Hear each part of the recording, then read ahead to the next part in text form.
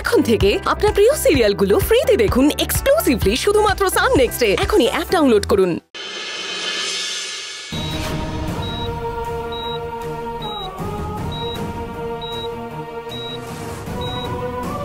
Treatment করার মতো আমাদের আর কিছু থাকছে না, তবে হ্যাঁ, যে কোনো সময় কোনো একটা খারাপ খবর আসতে পারে। না,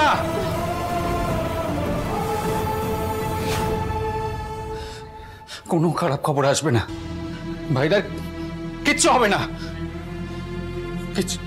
কিচ্ছু হবে না। Let's hope for the best. বর্তমান পরিস্থিতি ওনার আপনাদের আমি জানিয়ে গেলাম।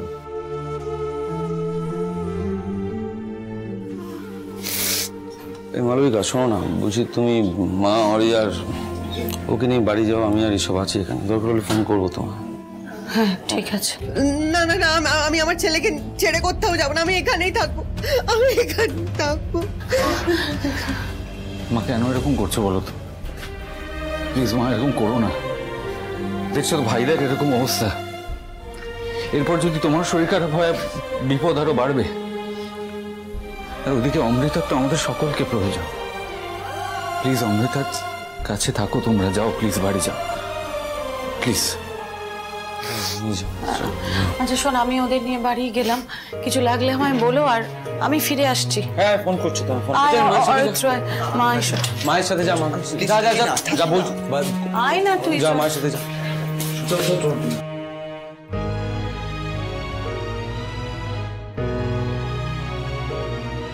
হ্যাঁ ঠিক আছে, যা মায়ের সাথে, সাবধানে।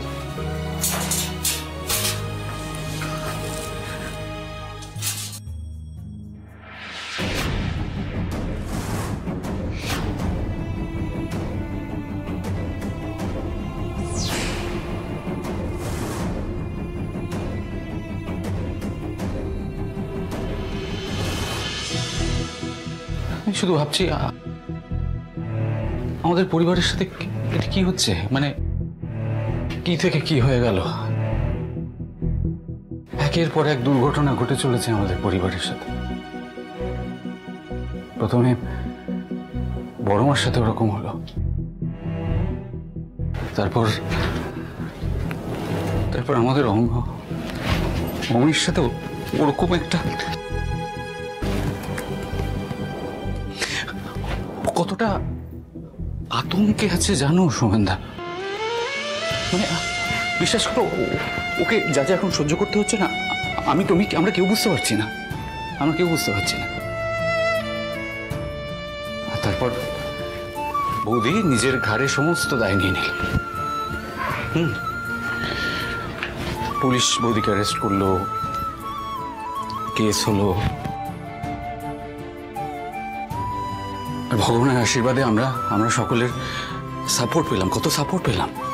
হ্যাঁ, আর জানো তো আমার অনেক দিন পরে মনে হচ্ছিল এবার সবকিছু ঠিক হয়ে যাবে,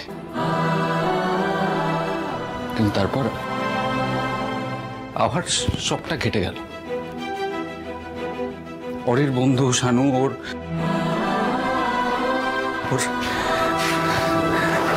অ্যাক্সিডেন্ট হয়ে গেল, আর তারপর ভাইদার এই অবস্থা। মানুষটা বাঁচবে কি না, এসব কথা বল।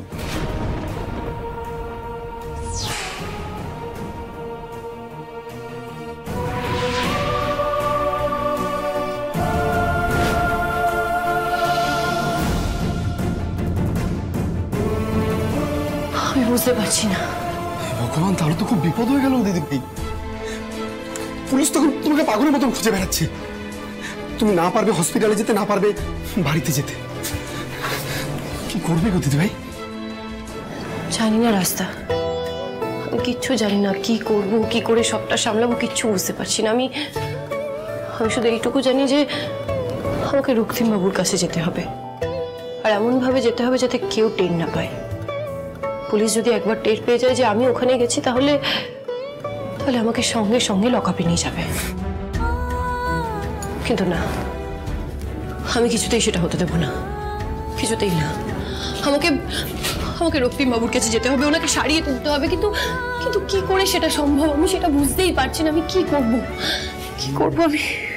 তার মানে মুশকিলটা হলো গিয়ে পুলিশ তোমাকে যদি দেখতে পায় তাহলেই ধরবে। না, পুলিশ যদি তোমাকে দেখতেই না পায়, যদি চিনতেই না পারে, মানে একটা ঝাক্কাস প্ল্যান আছে যাতে করে তুমি জামাইবাবুর কাছে যেতে পারবে কিন্তু পুলিশ তোমাকে চিনতেই পারবে না।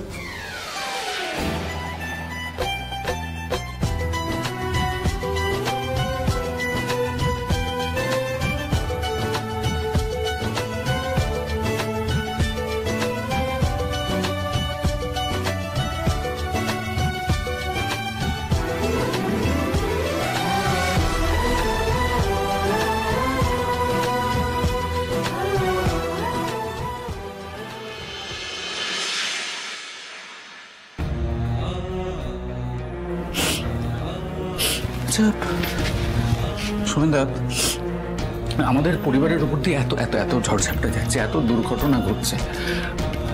আচ্ছা আমাদের কথা বলো, আমাদের আমাদের পরিবার কি কোনো দোষ করেছে? মানে আমরা কি কোনো শাস্তি পাচ্ছি? মানে করেছি হয়তো অন্যায়, জ্ঞানে অজ্ঞানে কত দোষ কত অন্যায় তো করি, হয়তো আমাদের শাস্তি দিচ্ছে। ঋষভ ডালি তো কোনো অন্যায় করেনি, কখনো কোনো দোষ করেনি, চিরকাল মানুষের ভালো করেছে, মানুষের উপকার করেছে। কেউ বিপদে পড়লে সবার আগে ঝাঁপিয়ে পড়েছে। ঈশ্বরের প্রতি কি অগাধ আস্থা হলো। ঈশ্বর ওকে কেন এত কষ্ট দিচ্ছে বলতে পারো? ঠিক বাচ্চা মেয়ে, ওকে কেন এত কষ্ট দিচ্ছে? ঠিক ঠিক ঠিক ঠিক বলেছো সুমেন্দা। কিন্তু প্রত্যেকটা মানুষের একটা একটা সহ্যের সীমা আছে, বৌদিরও তাই আছে। তবে জানো, আমার না মনে হচ্ছে বৌদি আইনের হাত থেকে বাঁচার জন্য পালিয়ে যায়নি। মানে এই সিচুয়েশনে যতদূর আমি বৌদিকে চিনি, বৌদি কিন্তু হাল ছাড়বে না। কিন্তু বৌদিকে আমরা কোথায় কোথায় খুঁজবো বলো তো? ঋষভ এদিকে শোনো। হ্যাঁ শোনো নাকি, এদিকে কি হয়েছে? আমার কিন্তু একটা অন্য জিনিস মনে হচ্ছে। কি মনে হচ্ছে? অন্য কথা বলছে। কি বলছে? আমিও ডালিকে জবরদস্ত চিনি, আমার মনে হচ্ছে ডালি এখানে আসবে, রক্তিমের কাছে ঠিক ফিরে আসবে। দেখো তুমি, একদম ঠিক কথা ঠিক বলেছো সুমেন্দা। যেন আমারও মনে হচ্ছে বৌদি নিজেকে বাঁচানোর জন্য নয়, ভাইরাকে বাঁচানোর জন্য পুলিশের চোখে ধুলো দিয়ে পালিয়ে গেছে। বৌদিকে ভাইদার কাছে ফিরে আসতেই হবে। বৌদি ফিরে আসবে, বৌদি ডেফিনেটলি ভাইদার কাছে ফিরে আসবে। আমি সেটা বিশ্বাস করি ঋষভ, চিন্তা করো না, ডালি ঠিক ফিরে আসবে। চোখ মুছো, চোখ মুছো।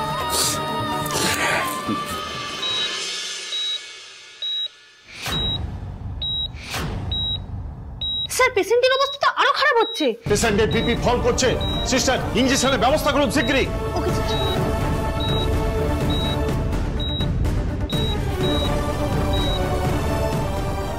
ওই তো বলছি পেশেন্টের কি অবস্থা? একদম ভালো না, আরো ডিটোরিয়েট করেছে। ওনাকে বাঁচাতে পারবো কিনা জানি না, এখন কথা বলার সময় নেই। সিস্টার শোনো না, সিস্টার ঋষভ শোন।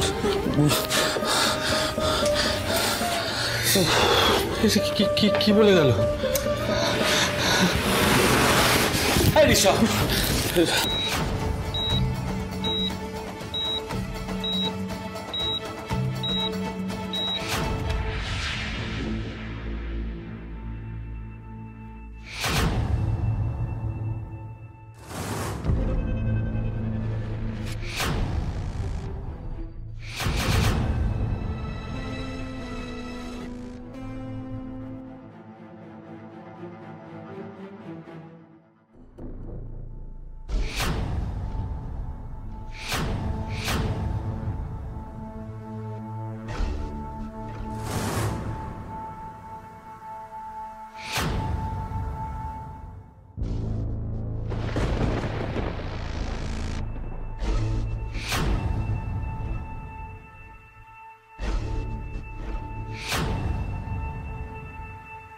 আমি এসে গেছি রক্তিমবাবু, আর ভয় নেই।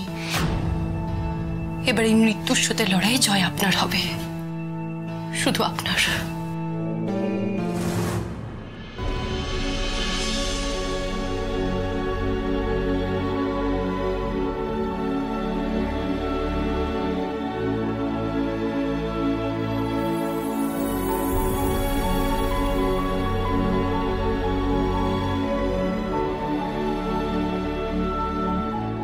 ওনাকে ঠিক করে দাও ঠাকুর, তুমি দেখো উনি যাতে তাড়াতাড়ি সুস্থ হয়ে যান।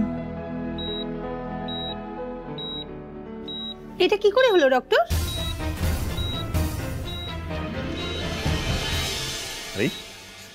এটা তো মিরাকেলের চেয়ে কম বলা যায় না।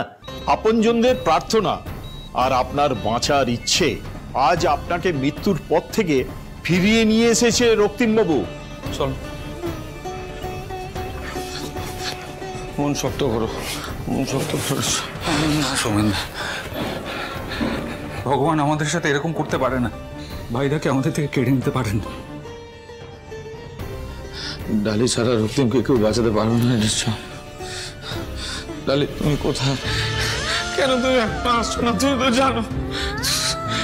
জানো একমাত্র তুমি এই রক্তিম সুস্থ।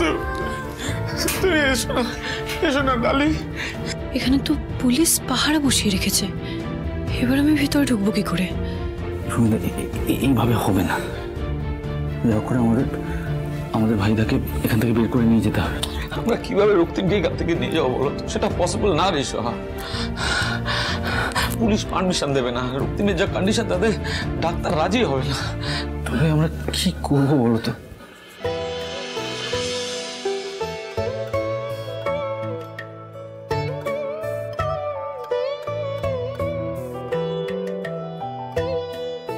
কোথায় যাচ্ছেন আপনি? বাবা গো, আমি খবর পেলাম আমার নাতি এখানে ভর্তি আছে, আমাকে একবারটি ওর কাছে নিয়ে চলো বাবা। এটা ক্রিটিক্যাল কেয়ার ইউনিট, এখানে যাওয়া যাবে না। আপনি তো ভুল জায়গায় চলে এসেছেন। না না, এক মিনিট না, আসলে উনি আমাদের সাথে আছেন। আসুন না আপনি, মানে রক্তিমের পিসি, পিসি। হ্যাঁ পিসি, আসুন আসুন আসুন আসুন আসুন, সাবধানে, আস্তে আস্তে আসুন। বসুন এখানে, বসুন বসুন বসুন বসুন বসুন। হ্যাঁ বসুন বসুন বসুন। সৌমেনদা শোনো না, একবার হ্যাঁ একটু শোনো। না বলছি, উনি কে? কোন পিসি? সৌমেনদা আমাকে চিনে ফেললো না তো? আমি ঠিক জানতাম তুমি আসবে।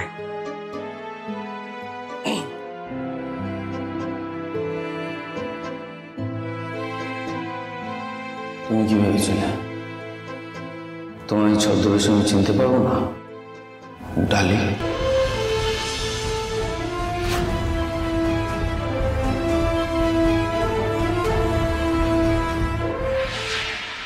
বৌদি,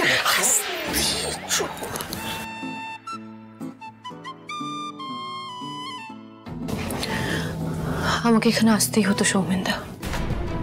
রক্তিমবাবুকে এই অবস্থায় আমি একা ছেড়ে দিতে পারতাম না। এভাবে মিথ্যে বলে লুকিয়ে পালিয়ে গিয়ে ভুল করেছি, কিন্তু কিছু ভুল করোনি তুমি।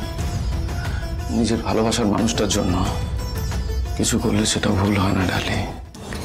সৌমেনদা, আমাকে ভেতরে নিয়ে যাওয়ার একটা ব্যবস্থা করো। আমি একবার রক্তিমবাবুর কাছে যেতে চাই। স্যার বলছি, রক্তিম কেমন আছে? হঠাৎ এখন উনি ওষুধে সাড়া দিচ্ছেন। আমি আপাতত আশার আলো দেখছি, বাকিটা ওপরওয়ালার হাত।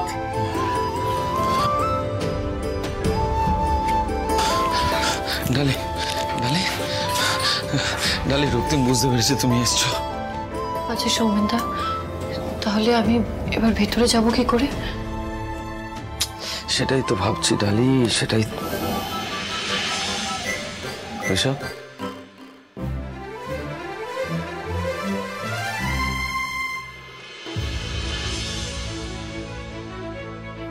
ম্যানেজ করছি।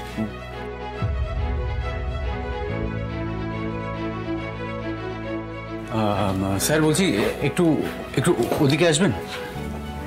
না না, আসলে আপনার সাথে কিছু কথা ছিল। এখানে তো বেশি কথা বলা যায় না, মানে সাইলেন্স মেনটেন করতে হয়। একটু একটু প্লিজ আসুন আসুন আসুন।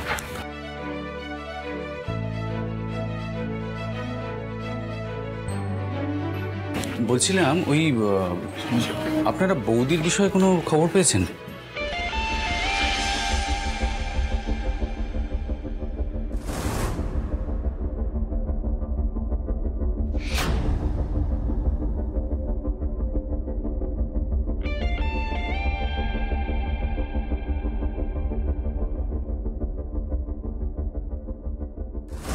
ব্যাস, এবার রক্তিমের আর কোনো ক্ষতি হবে না।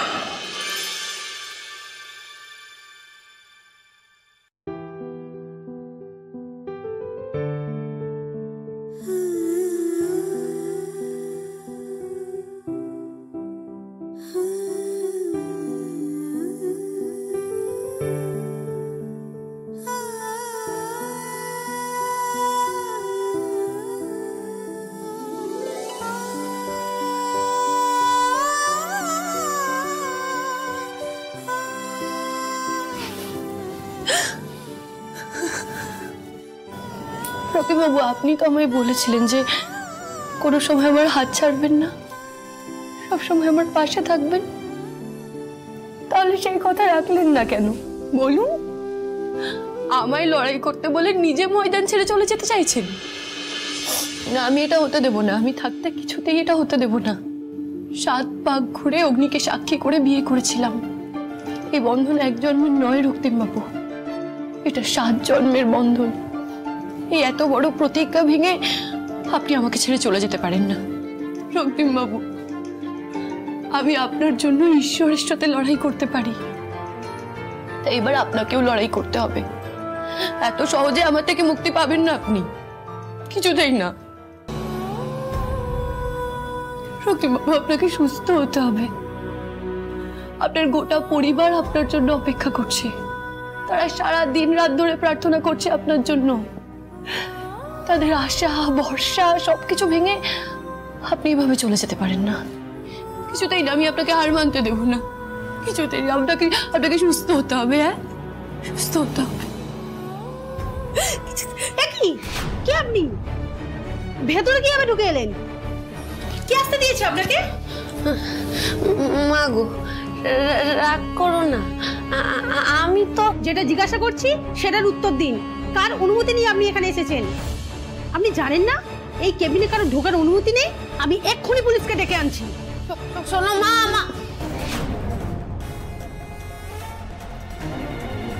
পেশেন্টের কেবিনে কেউ ঢুকে পড়েছে আর আপনি সেটা দেখেননি? দেখি কেবিনে লোক ঢুকেছে, দেখি দেখি। কই কে এসেছিল?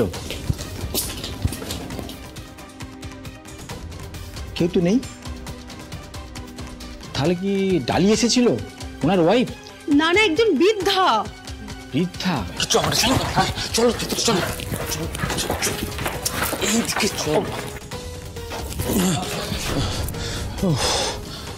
বাঁচা গেছে, ভালো হয়েছে। আপনি যে বললেন বৃদ্ধা আপনার সঙ্গে আছেন, কোথায় বলুন তো? বয়স্ক মানুষ তো, এদিক ওদিক হয়তো কোথায় চলে গেছে, বুঝতে পারছি। ঠিক আছে, দাঁড়ান।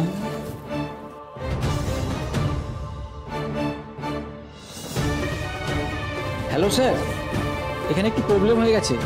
কোথায় গেল? তুমি এদিকটা সামনে, আমি দেখে আসছি। সামনে সামনে।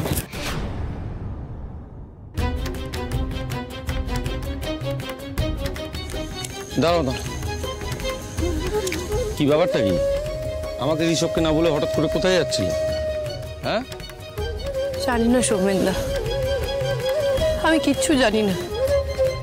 এদিকে রক্তিম বাবুর এই অবস্থা, তার মধ্যে আমাকে পুলিশে খুঁজছে। আমি না কিছু বুঝতে পারছি না, আমি কি করব না করব। সৌমেনদা, আমার না মাথা কাজ করছে না, আমি না হেরে যাচ্ছি। দূর বোকা মেয়ে, তুমি ভেবে বললে চলে? তুমি আমি দুজনেই কিন্তু জানি, হ্যাঁ, মানে আমাদের পরিবার এখন যে বিপদের মধ্যে দিয়ে চলছে, সেই বিপদ থেকে কিন্তু একজনই আমাদের পরিবারকে উদ্ধার করতে পারে। কে? রক্তিমের পিসিমা। ডালি, তুমি একমাত্র পারো আমাদের এই পরিবারকে বিপদ থেকে। আর তুমি আমার ভেঙে পড়ছো ডালি। একটা ইন্টেলিজেন্ট মেয়ে ডালি। না আমি সত্যি বলছি, আমি জাস্ট অবাকই হয়েছিলাম যে তোমার মতো একটা ইন্টেলিজেন্ট মেয়ে এরকম একটা ড্রাস্টিক ডিসিশন হঠাৎ করে নেয় কি করে? হঠাৎ করে তুমি পুলিশের চোখে ফাঁকি দিয়ে পালিয়ে গেলে, তুমি একবারও ভাবলে না যে এটাতে কি ঘটতে পারে? এটা তোমার মাথায় একবারও আসলো না? বলো, আমি যা করেছি রক্তিম বাবুর জন্য করেছি, শানুর জন্য করেছি।